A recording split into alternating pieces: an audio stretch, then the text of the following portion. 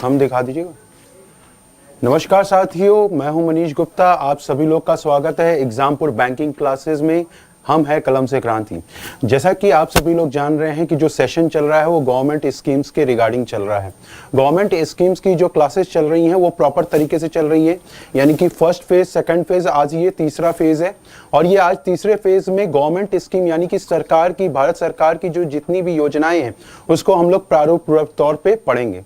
सबसे पहले आज आप लोग को एक और न्यूज देते हैं कि 25 अक्टूबर को यानी कि प्रधानमंत्री मोदी जी ने बनारस में एक स्वास्थ्य बीमा के तौर पर, एक इंफ्रास्ट्रक्चर्स के तौर पर गवर्नमेंट स्कीम्स निकाली है, जिसका नाम रखा गया है प्रधानमंत्री आत्मनिर्भर स्वास्थ्य बीमा योजना। जरा ध्यान से सुनिएगा, यह बहुत इंपॉर्टेंट है क्योंकि एग्जाम में आएगा ही आएगा। प्रधानमंत्री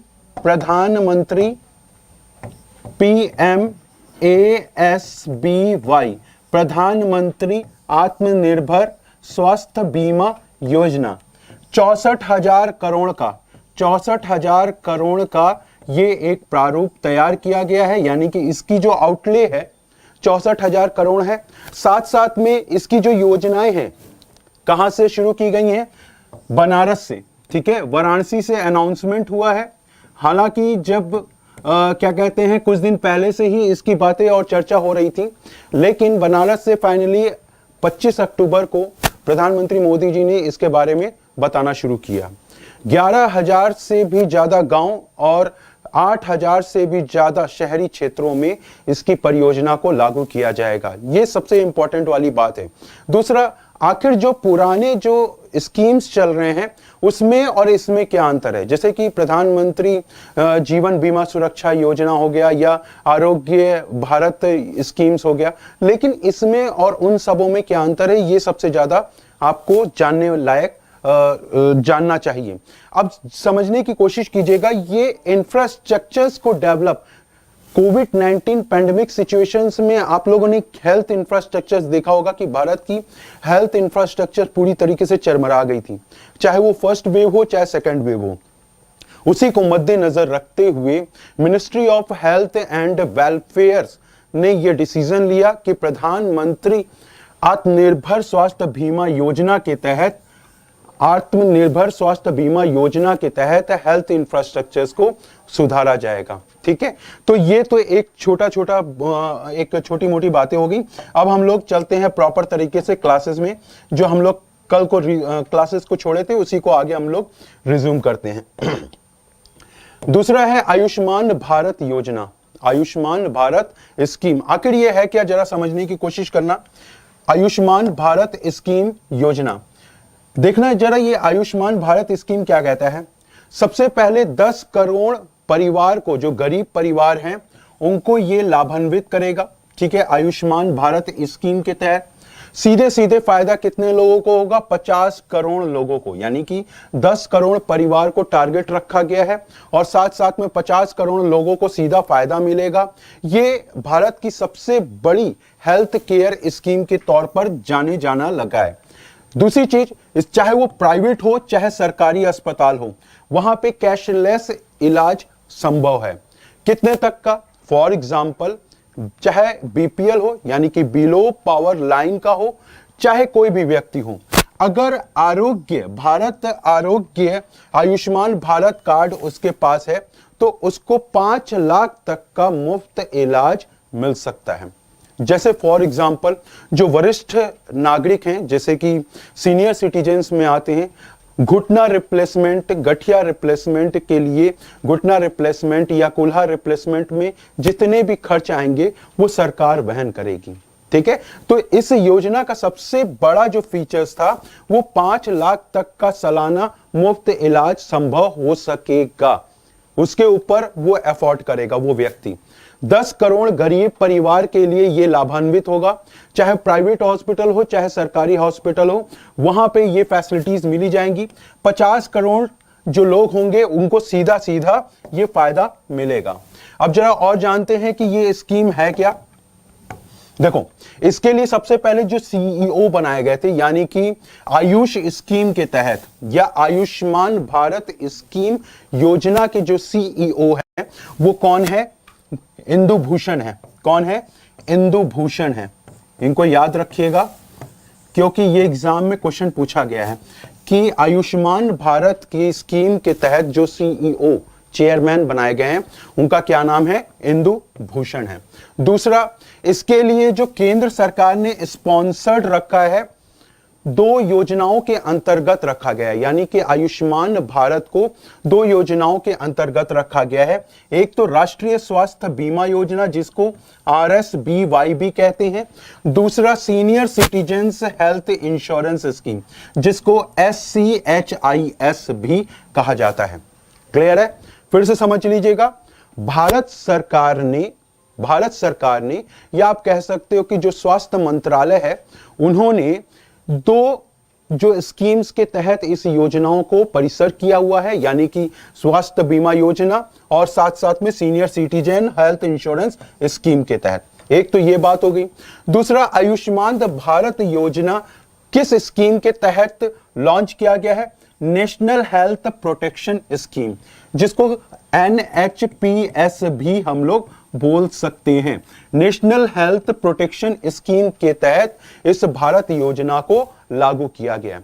कब लागू किया गया है जरा ध्यान से देखना, 25 सितंबर 2018 को इसको लागू किया गया है।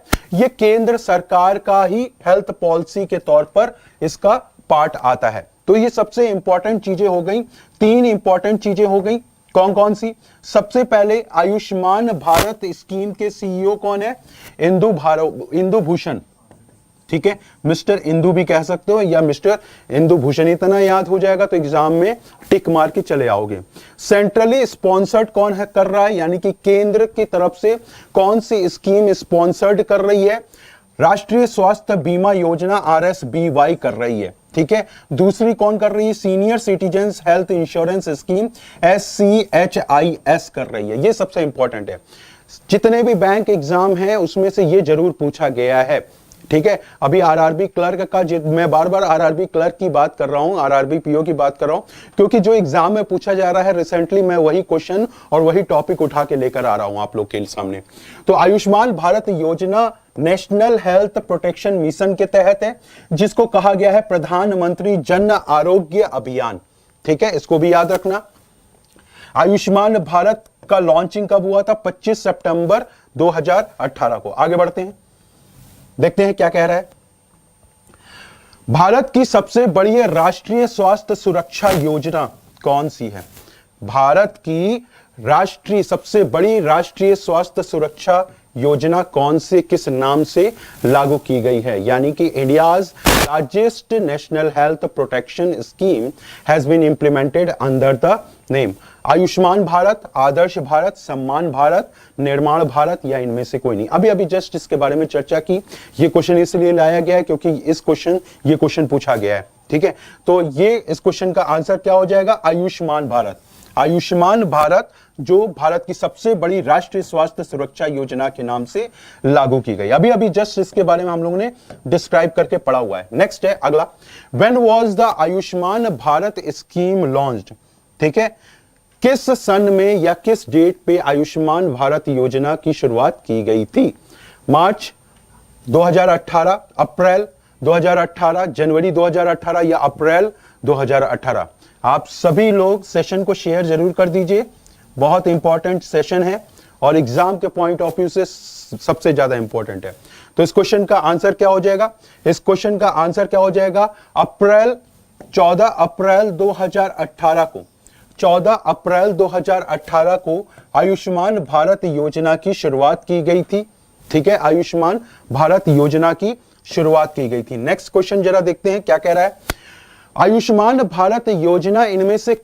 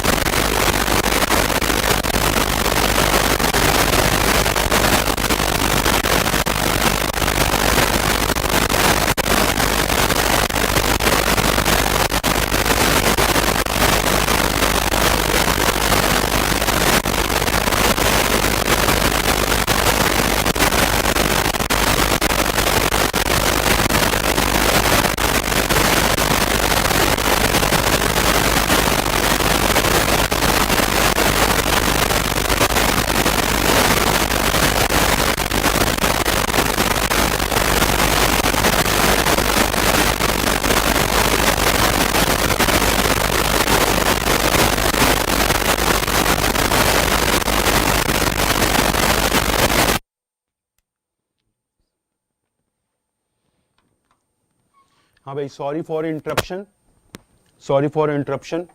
इंटरप्ट होने के लिए आप लोग से क्षमा याचना चाहते हैं। कारण क्या है कि बैटरी लो हो गई थी, ठीक है, सभी की बैटरी लो हो जाती है, तो मशीन है ये बेचारी। तो यहां पे हम लोग प्रधानमंत्री किसान सम्मान योजना की जानकारी के बारे में बता रहे हैं।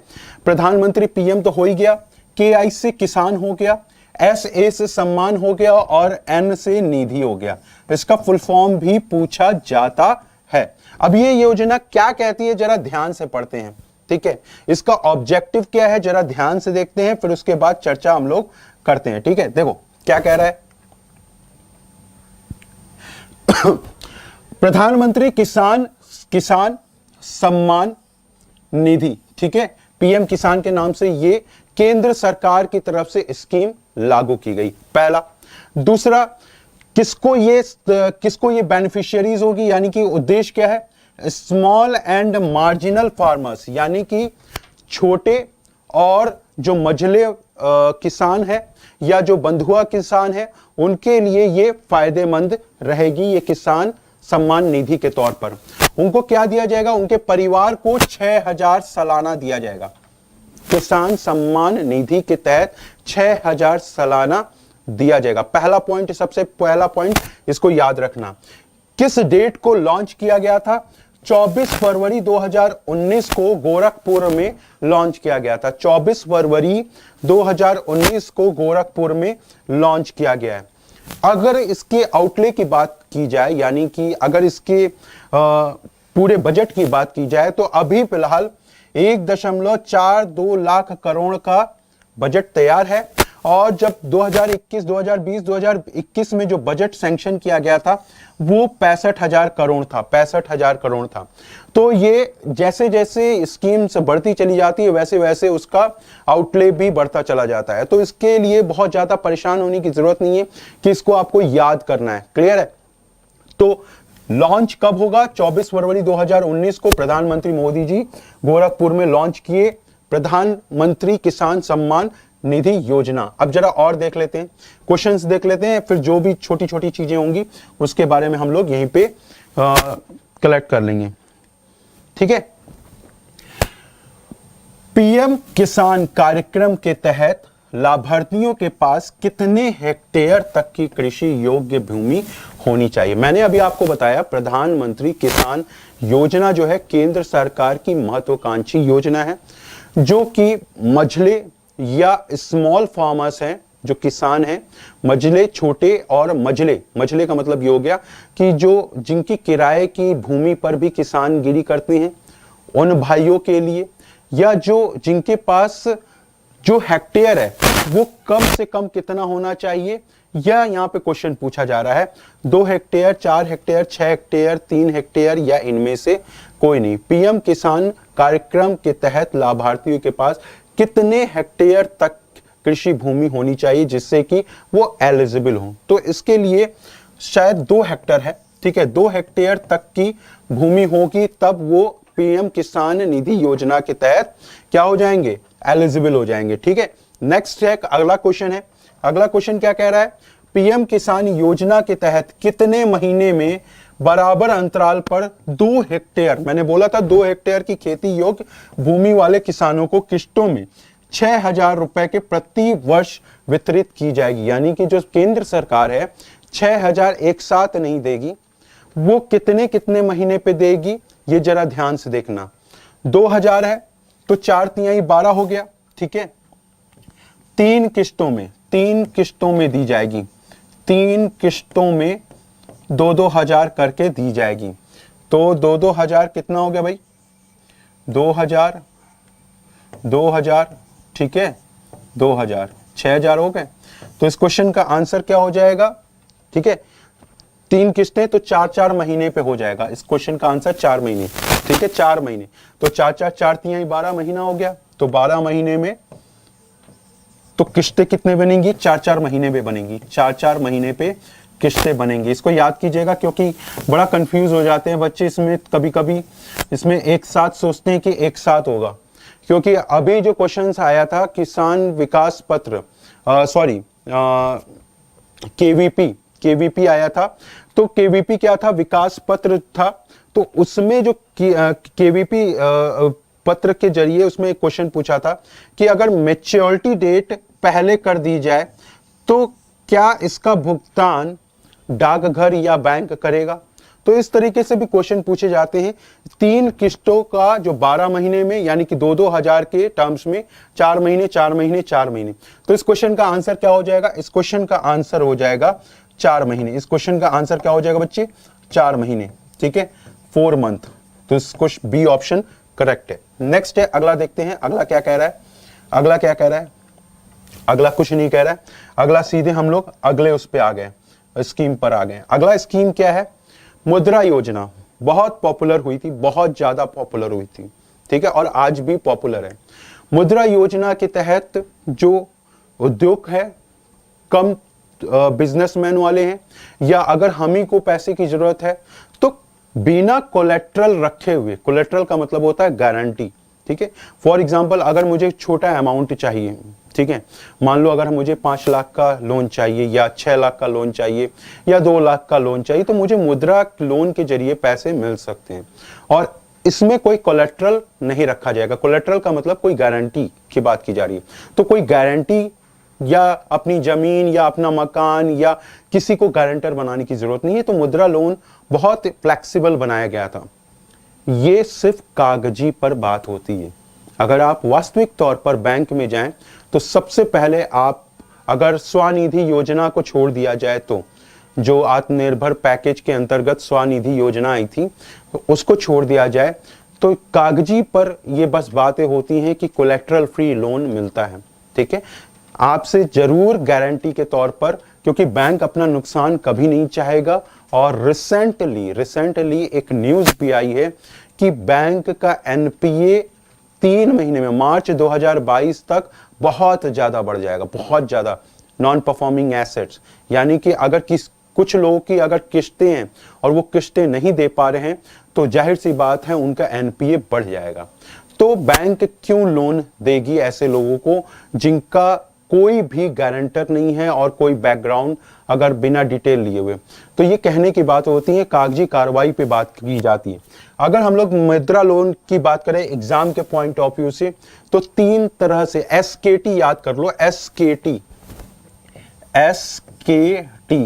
ये अगर याद कर लिया तो सब याद कर लिया, ठीक है। सबसे पहले क्या होता है, शिशु होता है, ठीक है।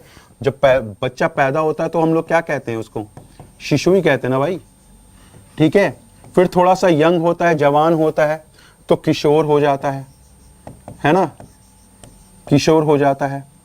फिर थोड़ा सा और बड़ा होता है, यानी कि 30-35 के क्रॉस करता है तो वो तरुण बन जाता है क्यों, है ना। तो इस तरीके से एसकेटी को याद कर लो। और ये एसकेटी मुद्रा लोन की सबसे बेस्ट स्कीम के तहत जानी जाती है, ठीक है। 50,000 तक का लोन मुद्रा लोन के अंतर्गत, 50,000 तक का लोन, 50,000 तक का लोन मुद्रा लोन के अंतर्गत शिशु मुद्रा लोन कहा जाता है। शिशु मुद्रा लोन कहा जाता है किसके लिए, स्टार्टअप करने के लिए। स्टार्टअप 50,000 पे कौन सा स्टार्टअप हो सकता है, सब्जी का ठेला लग सकता है, ठीक है। वहां पे कोई व्यक्ति या कोई भाई है सब्जी वाला, बेचने वाला है, तो उसको माल खरीदने की जरूरत है तो वो ठेला लगा सकता है। गोलगप्पे का बिजनेस शुरू कर सकता है, पानी पूरी का बिजनेस शुरू कर सकता है। तो छोटे छोटे जो बिजनेस एंटरप्रेन्योर्स होते हैं उनके अंदर जो आकांक्षाएं होती हैं उनको चलाने के लिए 50,000 तक कोलेट्रल शिशु लोन दिया जाता है, ठीक है। दूसरे अगर हम लोग बात करें किशोर, ठीक है, तो 50,000 से 5 लाख तक का लोन, 50,000 से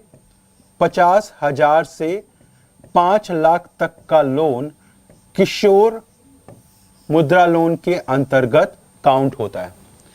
क्लियर है। तरुण लोन की अगर बात करें तो तरुण लोन कितने अंतर्गत, 5 लाख से लेके 10 लाख तक का लोन सैंक्शन होता है, तरुण लोन, ठीक है। जिन लोग का और मैक्सिमम 10 लाख तक का ही लोन मुद्रा लोन के अंतर्गत सैंक्शन हो सकता है, उसके आगे लोन सैंक्शन नहीं हो सकता। ये गांठ बांध लो। क्यों, मैं ऐसे क्यों पूछ रहा हूं, क्योंकि एग्जाम में क्वेश्चन पूछा गया, इंटरव्यू में भी क्वेश्चन पूछा गया है कि क्या तरुण लोन 10 लाख के ऊपर मिल सकता है। तो 10 लाख के ऊपर अगर लोन है तो वो बिल्कुल भी मुद्रा लोन के अंतर्गत नहीं आएगा। क्लियर हो गया। चलो अब अगला देखते हैं। आई थिंक इतनी चीजें आपको क्लियर हो गई होंगी। नेक्स्ट देखते हैं प्रधानमंत्री फसल बीमा योजना। प्रधानमंत्री फसल बीमा योजना, ये भी, अब ये किसान योजना से कैसे अलग है जरा ध्यान से देखना। प्रधानमंत्री किसान योजना में क्या था कि 6,000 सालाना मिलेगा, ठीक है, 2-2 हजार करके मिलेगा, 4 महीने पे एक इंस्टॉलमेंट आएगी, ठीक है। लेकिन अगर किसी किसान भाई का फसल नष्ट हो जाता है तो उस पे भी योजना प्रधानमंत्री सरकार ने की है। इस योजना में जो खड़ी फसल के साथ साथ जो फसल के पहले जो बुआई हो जाती है और फसल कटने के बाद जितने भी, मान लो फसल कट गया और बारिश हो गई तो फसल तो बर्बाद हो गई, तो उसका भी इंश्योरेंस प्रधानमंत्री फसल बीमा योजना के अंतर्गत कराया गया है, ठीक है। खराब मौसम हो जाने के कारण या बाढ़ आ जाने के कारण जब रोपाई नहीं हो पाती है तब उसके लिए किसान बीमे का हकदार होगा, यानी कि उस पे पैसे मिल सकते हैं, ठीक है।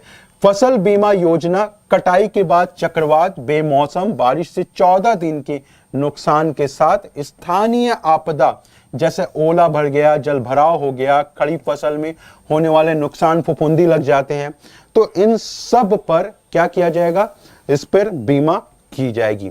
मध्य मौसम में जो प्राकृतिक आपदा होती है उसमें भी अगर नुकसान होता है तो 25% जितना भी प्रीमियम भरा गया है उसमें 25% तक का अग्रिम भुगतान किया जाएगा प्रधानमंत्री बीमा योजना के अंतर्गत। प्रधानमंत्री फसल बीमा योजना में जो बीमित की जाने वाली जो राशि होगी वो कैंपिंग हटाने के साथ साथ बीमा राशि पर भी बढ़ा दी जाएगी। ये प्रधानमंत्री फसल बीमा योजना के अंतर्गत आता है, ठीक है। अब जरा कुछ क्वेश्चंस हैं देख लेते हैं, अगर क्वेश्चंस हैं तो इसको बार हम लोग चर्चा करेंगे, फिर अदरवाइज नहीं तो हम लोग इसको यहीं पे स्टॉप करेंगे, ठीक है। जरा ध्यान से देखना भाई, कुछ क्वेश्चंस हम आप लोगों से पूछ रहे हैं, जरा बताना, कमेंट में जरूर लिखिएगा। मुद्रा लोन योजना के अंतर्गत मुद्रा लोन, ठीक है, माइक्रो